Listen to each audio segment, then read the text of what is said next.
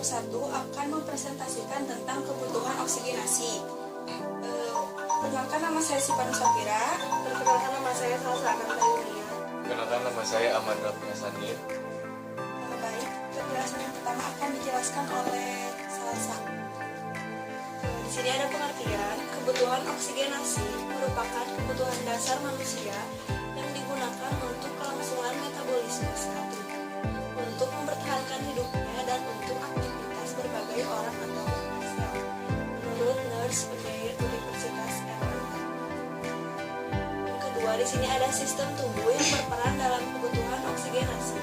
Yang pertama ada saluran pernapasan bagian atas, yang kedua saluran bagian bawah, dan yang ketiga ada paru pernapasan.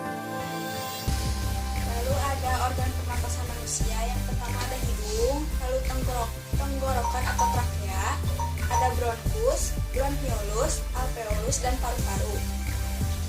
Lalu ada faktor-faktor yang mempengaruhi kebutuhan oksigenasi. Yang pertama ada alergi pada saluran pernapasan, saraf otonomi, hormon dan obat, perkembangan, lingkungan, dan perilaku.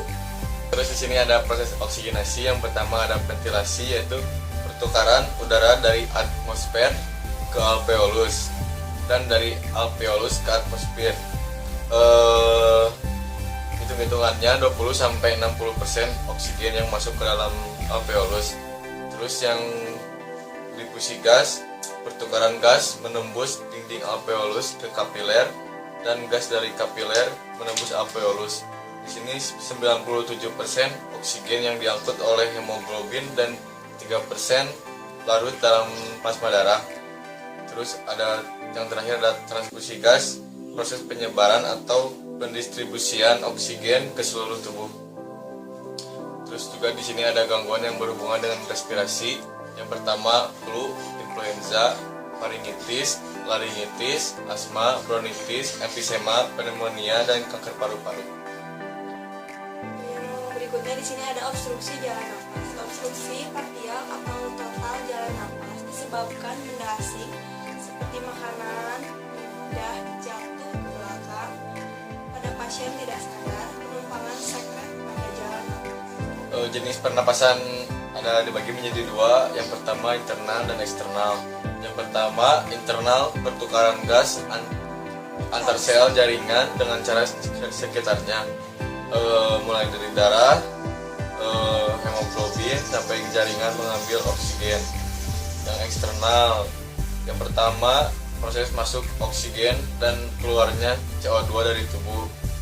Yang kedua oksigen masuk hidung dan mulut, masuk ke trakea, bronkial, alveolus, dan menembus membran sampai O2 diikat oleh Hb sel darah merah sampai ke jantung.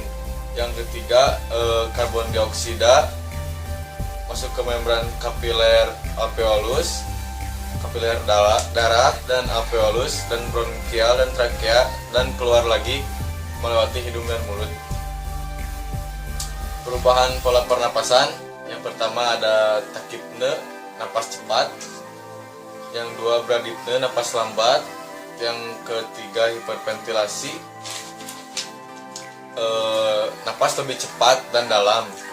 Ada perubahan pola pernapasan, yang pertama takipne, napas cepat. Yang kedua bradipne, napas lambat. Yang ketiga hiperventilasi, napas lebih cepat dan dalam.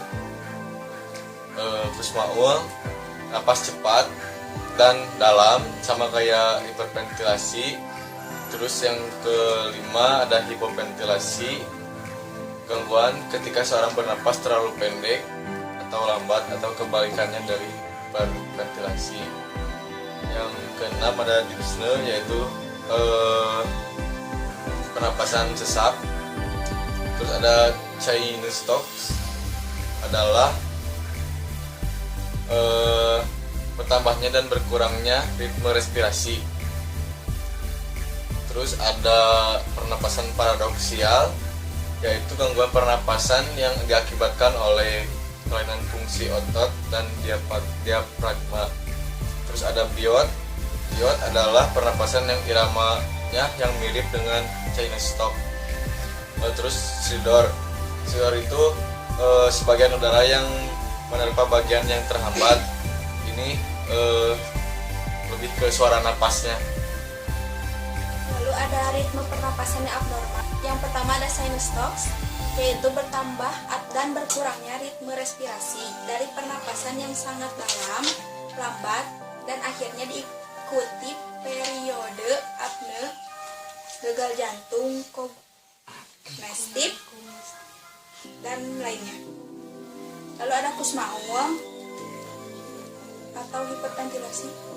Peningkatan kecepatan dan kedalaman nafas biasanya lebih dari 20 kali per menit.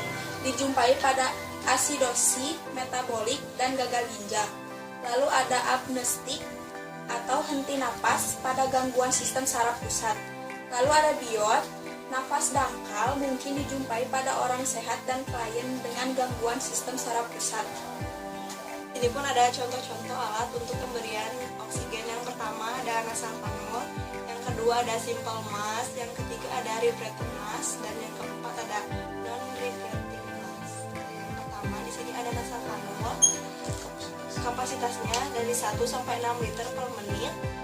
Yang kedua ada simple mask, kapasitasnya 6 sampai 10 liter per menit.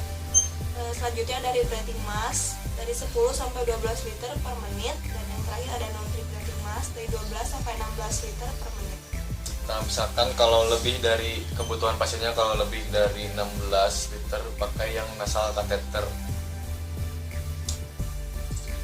Mungkin cukup sekian presentasi dari kelompok kami. Mohon maaf bila ada salah kata. Terima kasih. Wassalamualaikum warahmatullahi wabarakatuh.